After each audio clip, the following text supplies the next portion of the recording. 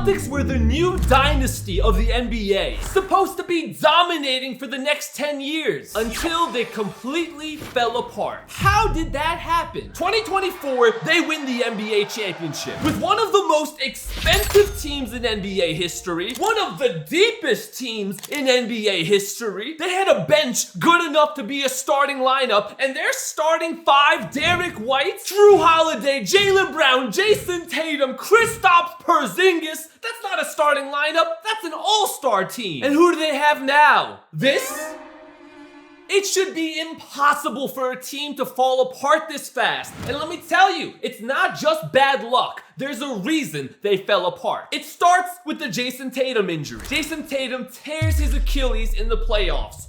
Horrible. You lose the playoff series, you lose your best player, and he's out next season. But remember, they have such a deep team. They should be okay without Tatum. They can still be great next year. Derek White, Jaylen Brown, Kristaps Porzingis. That amazing bench, the sixth man of the year off the bench. They still have hope. Or do they? They lose Drew Holiday. Now, when Tatum went down, that was out of their control. But trading Drew Holiday, that was their first mistake. That is when things really started to fall apart. Because when you trade Drew Holiday, a two-time NBA champion, someone who still is an amazing player, for Anthony Simmons, a young player that can play defense, who will be good in a few years, when you make a trade like that, you show that you're not trying to win right now. But it gets worse. Then you lose Porzingis. You trade Kristaps Porzingis, who was a big reason they won a championship, to the Hawks. What do they get? Did they get a star? Or at least some great draft picks, right? They got Georges Niang.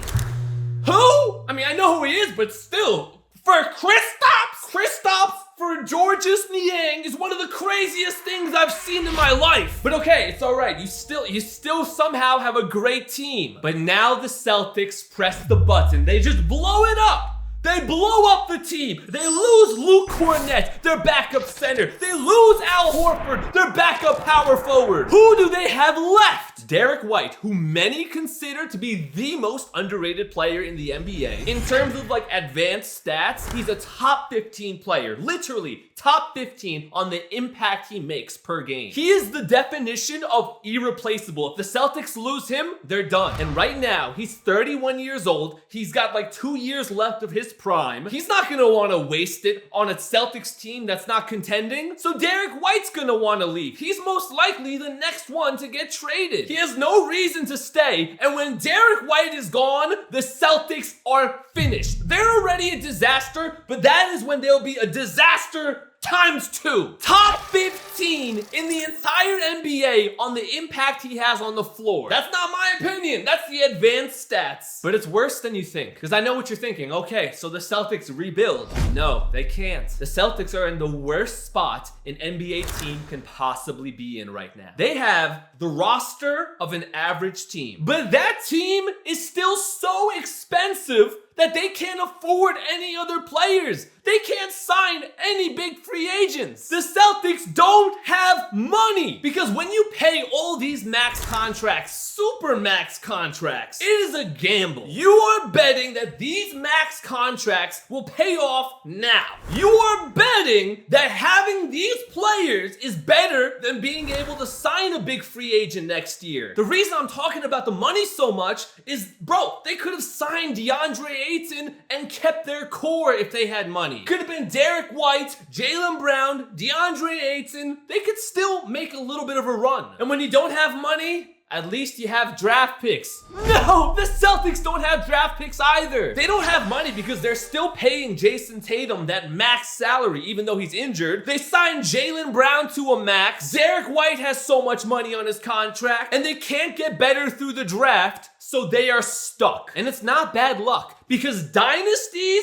true dynasties, are prepared for an injury. They are prepared for something unexpected to happen. The Jason Tatum injury showed that the Celtics were not prepared. This is an absolute disaster. Because when you put together the deepest team in NBA history, the 2024 Celtics breaking every record, you're allowed to fall apart in 5 years. after you win hopefully 2-3 championships, okay, let's just say 2 championships, you can't fall apart the next season. So Derek White is most likely gone at some point. But what about Jaylen Brown? The Celtics have Jaylen Brown. Disaster. Because Jaylen Brown is tied to a 5-year, $300 million contract, which means the Celtics are stuck with Jaylen Brown and Jaylen Brown is stuck with the Celtics, making this even worse because he's not gonna win by himself. He's not gonna care. Bro, come on. I'm not, nothing against Jaylen Brown. But in today's NBA, nobody can carry an entire team on their back. But what's he gonna do? Making over $60 million a year? He's not gonna move. In basketball, the best teams are always at top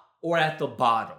Never in the middle. The Thunder, their first year in Oklahoma, they had like 20 wins. And then they became a top team. After they lost Westbrook, right back to the bottom. 2 years later, a top team. Why? Because if you don't have the chance to compete, you have to rebuild. That way you can get high draft picks. That's what the Thunder did. They got Chet Holmgren, they got J-Dub, and they won a title. The Spurs, they were a top team for like a decade. Then they went to the bottom. Then they got Victor Wembanyama. They got Castle. They got Dylan Harper. All of a sudden, they're about to be a contender again. That's how they build dynasties. Because if you're not contending, you don't waste time being in the middle. You become a bad team, you blow it up, and through the draft, you rebuild. The Celtics can't rebuild. Brad Stevens, the GM of the Celtics, completely screwed this up. Because even though Jason Tatum went down, he didn't have to trade everyone. He didn't have to let everyone go in free agency. He could have fought and tried to compete with the team he had. But he got nervous.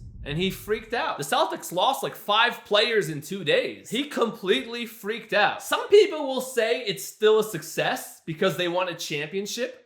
But it's not. The Celtics only have one move from here. They have to trade Jaylen Brown. Yeah, they're not gonna get the best return because other NBA teams know that they don't have a choice and they will take advantage of that. They will not offer you something great for Jaylen Brown. But the only way for the Celtics to get through this is to realize that it's over. To realize they have to drop back to being a bad team. Because Jaylen Brown is gonna keep them just good enough, like I was saying, to be in the middle. To be the 8th, 7th seed in the East and lose in the first round to the Cavaliers in 4 games. A waste of time, a waste of his career, a waste of your franchise. It's the only way. When people look back to the team that they had, that starting 5, along with the deepest bench in the NBA. The team that started taking 53s a game, 63s a game some games. The team that figured out the new era of the NBA. The team that spent all of their money. The most expensive team ever. And you're telling me that one championship and falling apart 2 years later